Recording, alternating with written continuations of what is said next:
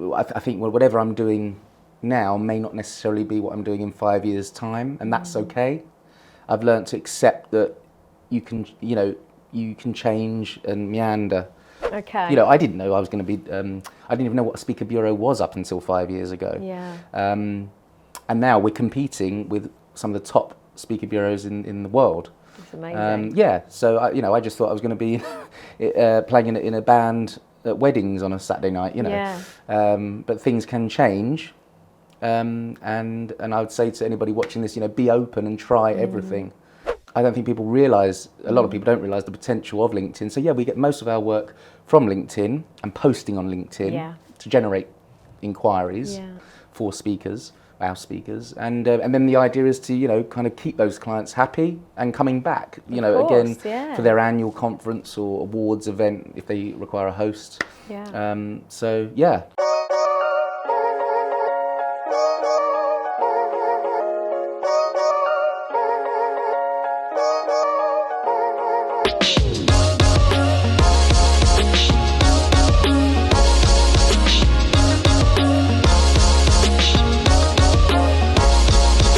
Welcome to the Proud Talk.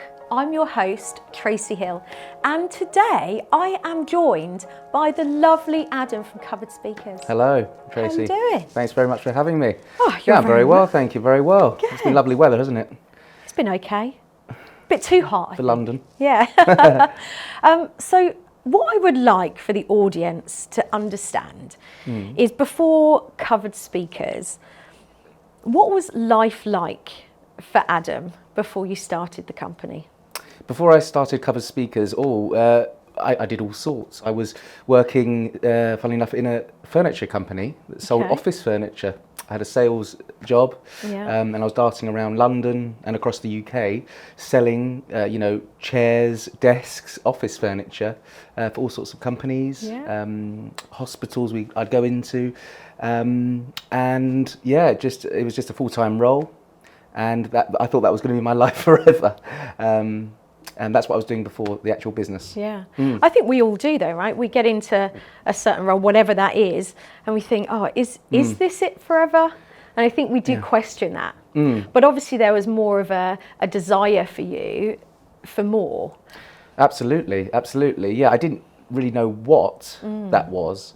But there was definitely something, I felt there was something more I had to give, and more potential that, I had to fulfill. I didn't quite know what, and it was very, very frustrating for several years. And I'm sure a lot of people can relate to that watching this. You don't really know what you want to do exactly, but there's something better out there than your regular 9-to-5 job. So how did you find that excitement in terms of what was it what you thought, that's it, that's what I want to do? Well, this has been a bit of a progression from having the job and doing something on the side, actually. Okay, so you had a side hustle. A side hustle, exactly. Yeah, I was about to say that, but you got there before me. Yes, it was a side hustle. I've always been a drummer, a fairly good drummer.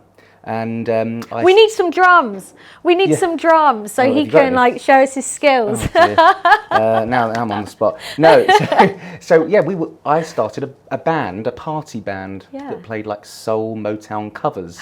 Amazing. Yeah, called Covered Up. Yeah. Oh, right? Really? Yeah. That's for later. And so we used to play weddings and corporate events. Yeah. Either on the weekend or in the evenings, alongside my full-time job. I was managing the band as well as playing. So I was doing that on the weekend, and I thought, well, you know what, I really like doing this. Who doesn't like being at a wedding? We were playing the music, we got fed. What's not to love? So Bridezilla. Well, absolutely, yeah. So alongside my 9-to-5 role, and something I'd stay longer. On the weekends, I'd be working, going to the weddings, and in the evenings, working with brides and grooms. In preparation for their wedding, and what music we're going to play, what songs we're going to play, the first dance song. Okay. Do you want Ed Sheeran? That kind of thing. I'm really intrigued now. What was the most popular song? Ed Sheeran. Okay, really? Yeah, you remember Thinking Out Loud? Yeah. 2000 and, when was that? 2018? Okay. You know, so everybody wanted Ed Sheeran. But anyhow, we also started playing corporate events and awards dinners in London, in the big hotels, like the marketing awards and the sales awards, you name it. Yeah. We played them. And I thought, you know what, I really enjoy doing this, so I'm going to kind of try and make it full time. Okay. And it took me a while and the courage to actually say, do you know what, I'm talking 5 to 6 years ago, you know, I'm going to do this full time. And that was just, as I said, the band. Yeah. But that led into an entertainment agency, and then providing, you know, hosts and presenters for those awards, dinners and events that we were playing. Okay. And now keynote speakers and motivational speakers. Okay. So at what age did you decide that you wanted to leave your job and make a change? How So that old must were you have then? been, so I'm 33 now, so that's got to be about 25, 26. It was 2014. Okay. Yeah. That's a big decision to make at, I suppose, what is really such a young age. Yeah. I mean, I wish I'd started younger. That's just me. You know, I wish I'd started my, you know, company at 18, but I just didn't have the wherewithal at 18. You know, who does? Not many people. But yeah, it was still young, but I was young enough to have that kind of carefree attitude, you know, just, you know, go for it kind of attitude, and, you know, very fearless. Okay. Whereas maybe if I was older, I don't know, maybe, you know, I would have been held back. Maybe. And not, you know, with kids, family, and not being able to make that decision. So yeah, it felt right in the end to just move away, and I thought, just, you know, throw myself in the deep end. So you started Covered Speakers, and for the audience, can you just let them know what type of bureau agency that you are? Yeah, so we call ourselves the Covered Speakers Bureau, so it is effectively a booking agency, and we provide all sorts of different types of keynote speakers and motivational, inspirational speakers for events. So we help companies, organisations, corporate organisations, as I said, with all sorts of types of speakers, anybody from business to motivational, sustainability and climate change, which is a big topic. You know, and adventurers and explorers, you name it, we've got them. And, you know, they're there to, you know, inspire audiences, teach lessons about how to work with each other, employing, you know, to engage with the other employees, but also celebrities as well.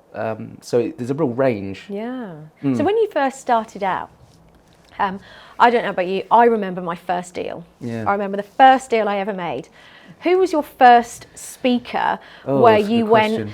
yes, like, that's, I don't know, that you do really you know who it fought was? for? Who? Phil Vickery, the chef. Ah, okay. Yeah, from GMTV. Good Morning. Amazing. Was it Good Morning TV? He was So on? yeah, I think Yeah, Phil and I was Vickery so on GMT. thrilled. I mean, this is like, I'd already been doing the band and the entertainment. Yeah, of course. But that kind of was like my bread and butter, and I was just very comfortable. Then when I moved into the awards hosts and the speakers, bear in mind there's lots of competitors out there, and I was going into a new thing.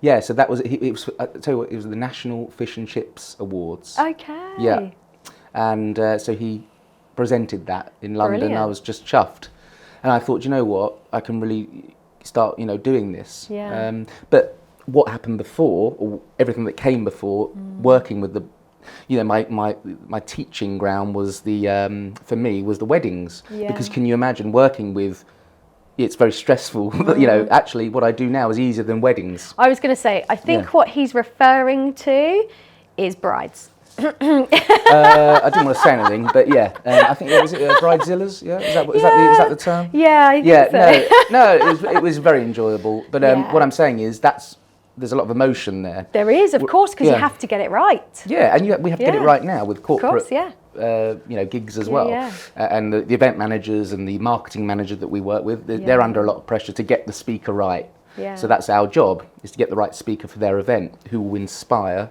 an audience. Yeah, sure. But yeah, because it's the biggest, with the weddings, it was the biggest day of their life. So Phil Vickery was one. And then in terms of, I suppose, the most exclusive company that you've sort of managed to provide a speaker for, like, was there one that you had in your head and was like, I'm going to go after them, and then you were like, yes, Cisco. Okay, the brilliant. Big tech, we all know because of your tech background. Cisco was a big one. And then again, these are like kind of stepping stones. And at first you don't think you're going to be able to, in business, you're going to be able to help this level of client, and then you do. Yeah. And then that becomes, easy. And it's like these are kind of, and then you plateau, Sure. and then you help someone else at another big client on another big event. Yeah. So yeah. Brilliant. And with regards to your speakers, you said, we had this conversation earlier, that you decided as a business sort of not to niche down. And that was a really good decision for you to make, because you've consistently been able to, I suppose, put speakers in different industries, but you've got a good network of speakers around you, haven't you? Yeah, so we don't niche down by industry or sector. No, I think that would be unwise for us to do that. So, but I have thought about doing that, like being the only speaker bureau, because there's lots of competition. Sure. There's other speaker bureaus out there, and being the only speaker bureau, for example, to specialise in helping technology companies. Yeah. But what I realised was it's not about the companies; it's about the speakers. I mean, but I think I wouldn't serve myself well, or we wouldn't serve ourselves well by niching down too much, because if somebody asks, do you have a speaker on cybersecurity, we want to help them. Of course. So that wouldn't serve us well doing that. So we have a really broad range of speakers, but none of our speakers are exclusive to us, because we choose not to. We choose to work that way. Yeah. So we don't sign speakers for like annual contracts where we're going to get them 30 to 40 bookings, and there are bureaus that do that, and they can do what they like. But the reason we do that is, and we sell it this way, we don't just push certain speakers on. So say, for example, you're looking for a speaker on climate change. We don't say, right, well, we've got our exclusive speakers, we're going to push on you. No, we really take your brief and listen to your brief, and hopefully try and find you, the client, the right speaker for your event, rather than push any particular people on you. Yeah, of course. And when you started out on this journey, what are some of the hurdles that you come up against? Many, yeah. And we're talking about entrepreneurship, and it can be lonely at times. So when, there are bad periods, good periods, what kind of hurdles have I come up against? Yeah. Well, I just think it's, a lot of my frustrations is, getting clients to make a decision on a speaker, because they want to discuss with their teams and things like that. In terms of hurdles, there's hurdles all day long that I have to deal with, and my team has to deal with. And also, we're dealing with people, not products. So we're not just selling tables and chairs that don't have feelings. We're dealing with emotions again. So, the speaker doesn't want to do this, and, it's getting everything clear in a clear manner to the speaker at what's expected of them at a conference. Well, of course, and you said something which was quite key earlier around, we were talking sort of about dating, and it's making sure that the two marry up, the speaker and obviously the client as well. That's it, yeah. Well, I call myself the matchmaker, and so we're global matchmakers, so that's a bit of a branding thing, but I'm say, like for example on LinkedIn, I'm the matchmaker, Adam, which is cheesy, but that's exactly what we're doing. It is a it's like an old traditional dating agency. Yeah. You're not old enough to remember. And we're finding the right speaker for the right client and bringing them together. And we're taking that commission to organise everything for both parties. That's all.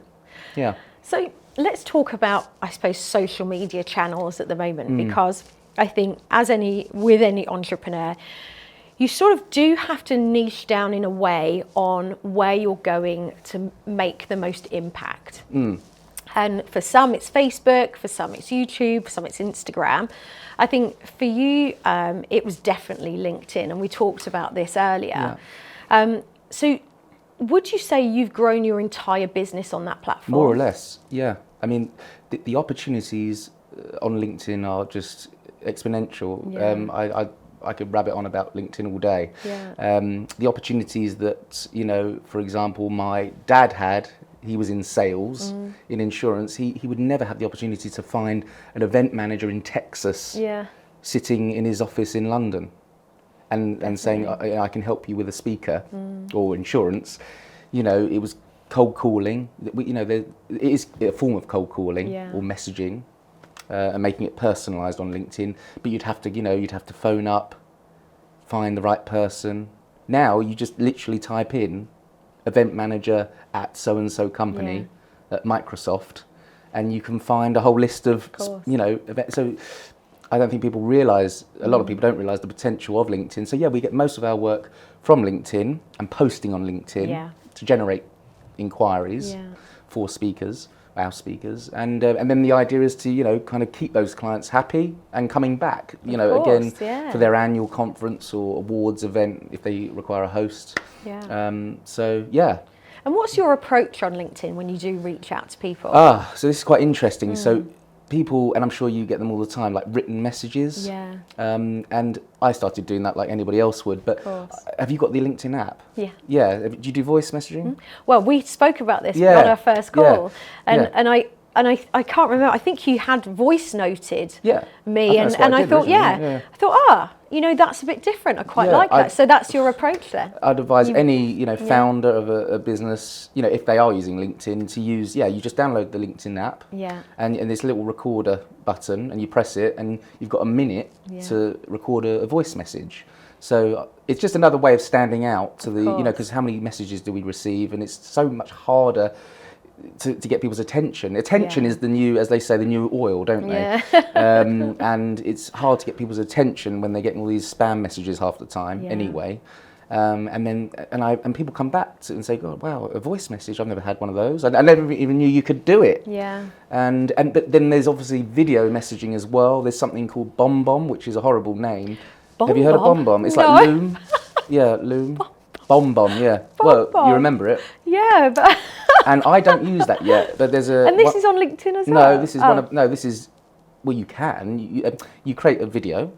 And so one of my speakers, to reach out to me, because I get speakers all the time coming to us saying, please represent me. So he caught my attention because he used this software called BombBomb. And he's put my name, Adam, on a little speech bubble where you can buy them off Amazon, speech bubble mark. And so he's waving Adam, and it's a video that's come through to me on my email. So interesting. Yeah, so that's the next stage, video message, which I don't really do, only more of a time, I should do, but more for time reasons. But you've got to put that effort in, like any of these things. Of course. And you've got to be consistent as well. But How do you think you've evolved personally? Massively. From when I was 25, I've learned to kind of, I think whatever I'm doing now may not necessarily be what I'm doing in 5 years' time, and that's okay. I've learned to accept that you can change and meander. Because as I said, I was just the drummer in the band, which led to the entertainment agency and now the speaker agency, the keynote speaker agency. So. But that's my personality, some people are more like rigid and maybe focused and processed on one thing, and this is what I'm going to do. But I'm more open to. But maybe I wasn't so like 25. I didn't know I was going to be. I didn't even know what a speaker bureau was up until 5 years ago. And now we're competing with some of the top speaker bureaus in the world. It's amazing. So I just thought I was going to be playing in a band at weddings on a Saturday night, but things can change, and I would say to anybody watching this, be open and try everything.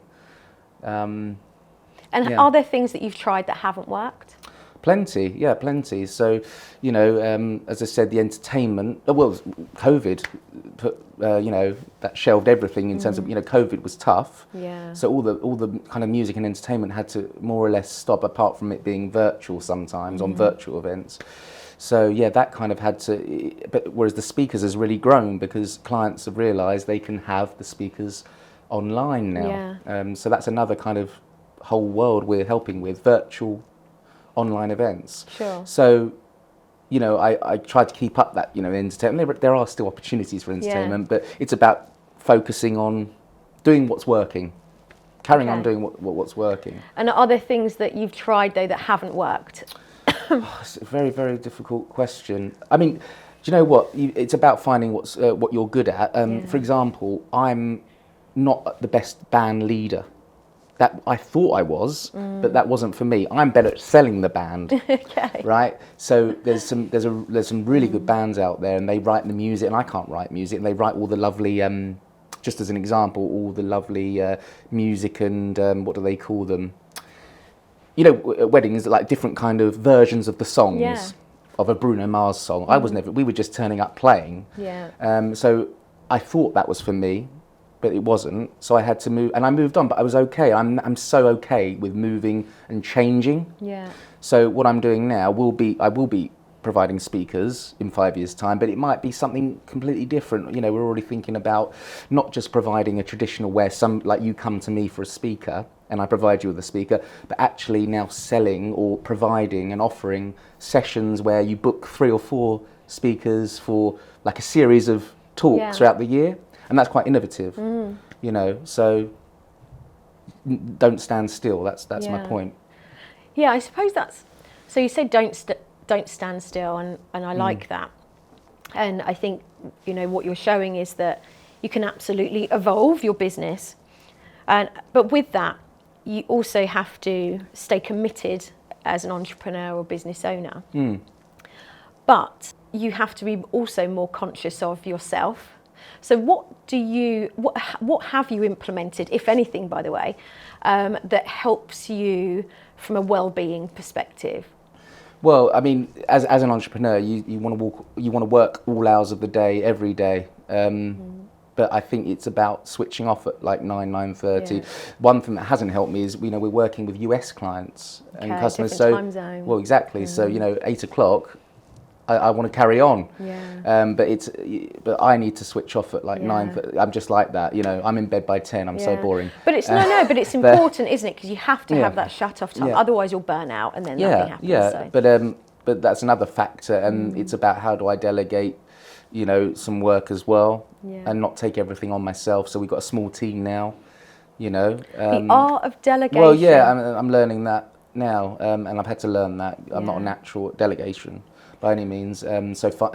Somebody's helping me now find those people on LinkedIn and feeding me through the leads. It's lovely, you know. And they say, oh, I've got, you know, this person from, I don't know, Coca-Cola, who's after a keynote speaker for their event or their conference in December. Please email the madam. Oh, it's lovely. You know, it's like a privilege. And, you know, because it's hard work. Yeah. So that's one thing then that you have had to learn in a way. And I think as any entrepreneur does, you are sometimes believed to be, not always, a control freak. And the art of delegation can be quite scary. But it's something that obviously you've done. But what comes back is tenfold, and in terms of business, it just skyrockets because you've done that. And just in the last 6 months, I've started. I've got a lovely lady, and she's helping me, as I said, generate leads and finding people on LinkedIn. I was doing all that, so you know, and it's about saying, right, I'm going to pay that person X amount, you know, to do that, and trusting that person to do it. I gave her all the scripts, basically what I do, you know, and she's doing the voice messaging as well. Okay. So I said, I asked her, are you comfortable doing the voice messaging? Because I know that you're going to get more of a response with the voice messages. And she's finding that. So, yeah, and it's about saying, this is, you know, and also everybody thinks they're the best at doing it. But you've got to let go at some point. Because I probably am the best at doing the voice messages. But you've got to let somebody, if you want to grow, you've got to let somebody else do that. Definitely. And then, so she's feeding the inquiries back to us in the office. And then we just go, and then we can book the calls. And in terms of, and we were sort of having this conversation earlier as well, where we learn a lot of lessons. What are some of the lessons that you have learnt that some of our audience can also learn from, so they don't make the same mistakes? Well, it's such a hard question. I said, don't stand still for too long, and don't worry about changing tack. You know, if something's not working, you know, people say, carry on, you know, get through it. But sometimes things aren't right. So you kind of know, it's like intuition in business. If something's not working, then change tack. There's nothing wrong with that. Don't, you know, because you can get stuck in, you know, in a bit of a rut where things aren't working, and you've got to kind of just change tack a bit, and, you know, things will be all right in the end. and then you get another stumbling block. So, as I said, going back to my point before, it's not standing still and not doing the same thing over and over. Always find ways to improve. Yeah, sure. I hope that answers your no, question. absolutely. Yeah, but it's a difficult question to answer. Yeah. And you know, because I mean, we're a service-based business, whereas I'm sure there's lots of entrepreneurs who watch your show, and they're product-based, so they're you know, they're like almost like scientists. You know, they're developing the product, but you can get too stuck in that as well. You need to get the work in as well. Yeah. So it's a balance. There's front end and back end. Yeah. So you need to get the sales, or you need to find people who want your product or your service, but you also need to refine the product. And our, I suppose, product development is adding more speakers onto our roster.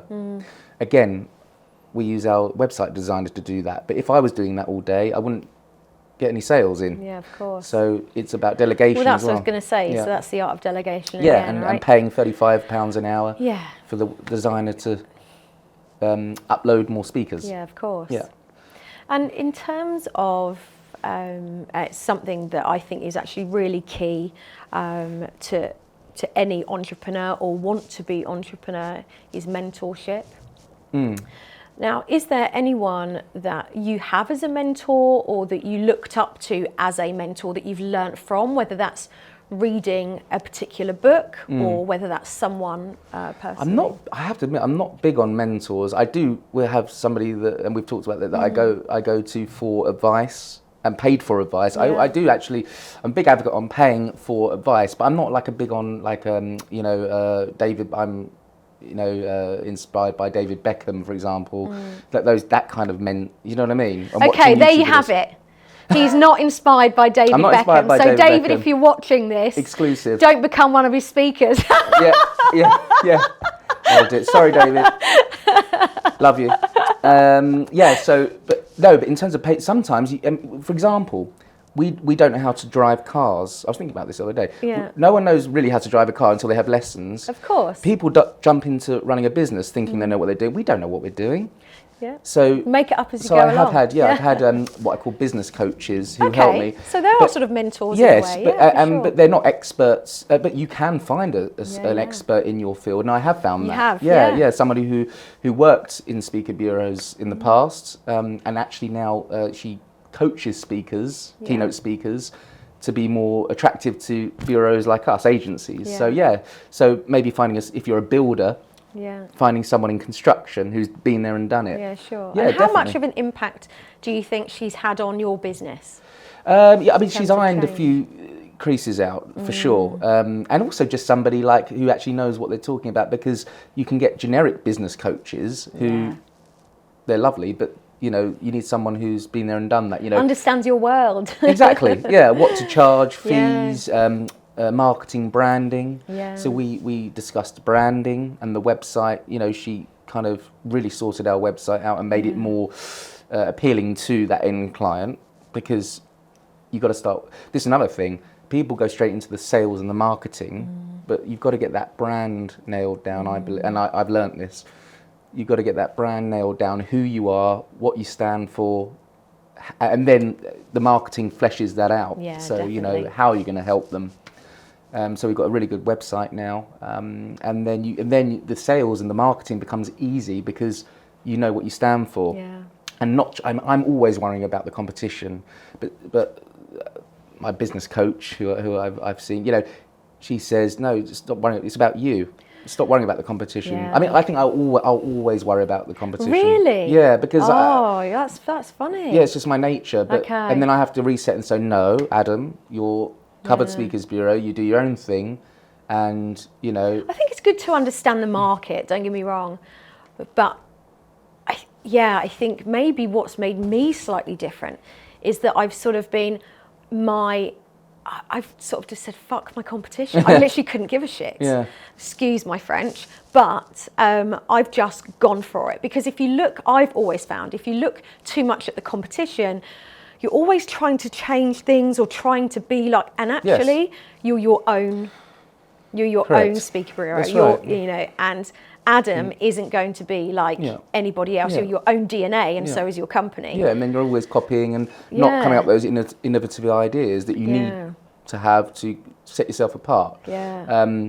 I said our main focus is finding not just the speaker that the client's seen many times, is finding a different alternative speaker they may never have heard of. So that's one way of setting apart ourselves. But yeah, I think there's always going to be competition, and that's good. Always. It's a good thing in a way, because it means there's business out there, and there's people who need the help for what you do. Yeah. So and there is. So yeah. So what does the future look like for covered speakers? Oh, I'm very ambitious. I do want to be the best, whatever this means. I do want to be the biggest and best speaker bureau in the world. I can't accept second best. It's quite. So what does the best look like? Well, the best it's not even about even revenue. For me, it's like just helping the most number of people and being the go-to person and business and bureau when somebody needs a speaker for their event. So it's being that first on the top of the list, the first person that they call. But I almost say it now. I'm going to be the best. You do. I think it was the first line that you said to me. Yeah, when we first spoke. Yeah, no doubt. I will. We will be the biggest speaker bureau, because I can't accept anything less. It's just my nature. Yeah. And I won't say. But then that doesn't. I tell it to myself. And this might be not so useful for other people, but it might be useful for some other people to tell. So I'm going to be the best. I'm going to be the best. We see that with Ronaldo. Yeah, he just tells himself he's the best footballer in the world. Well, he is. But some people would say Messi, but Lionel Messi. But he doesn't care. He just says I'm the best, and that's it. And he said it. I've seen in an interview. He says whether it's true or not, it doesn't matter. It motivates me. But it's true to him. It's true to him, and that's why. And that's the great thing is that I think he looks at his competition, but he doesn't really give a shit. No, because Ronaldo to him is his only competition. That's right. And he competes against himself. Yeah, we can all consistently. Learn. Yeah, we can all learn from someone like him, and I said it maybe inspires him to score that goal in the last minute of a match. Yeah, sure. Whereas another player would maybe not. It's that constant fueling. Yeah. That drive that he has. So covered speakers, then. That's your ambition, to be the best, and I love your confidence. I absolutely love your confidence. Yeah, but what that means, I can't tell you at the moment. Okay. So, but we're in it for the long run. So, and that's good, and it keeps you that kind of long-term thinking as well. And it's not short-term thinking. So, and we're working with global. As I said, we're helping global companies and organisations. So there's lots of bureaus out there who want to stick locally UK, but because of LinkedIn and the technology and the opportunities, it'd be silly not to expand. And we are helping already US, and we're starting to compete with the US bureaus. Okay, so you're UK, you're US, and Europe as well. Yeah, and Asia, and pretty much anywhere. There's lots of work in Asia as well. Yeah. And clients are coming back to me and my small team now because it's more personal at the moment. Sure. So how that looks in 5 to 10 years, who knows? Well, we'll have another interview so we can tell you how that's going to look in a couple of years' time, and I can't wait for that. I just want to say thank you so much for today and being on the show.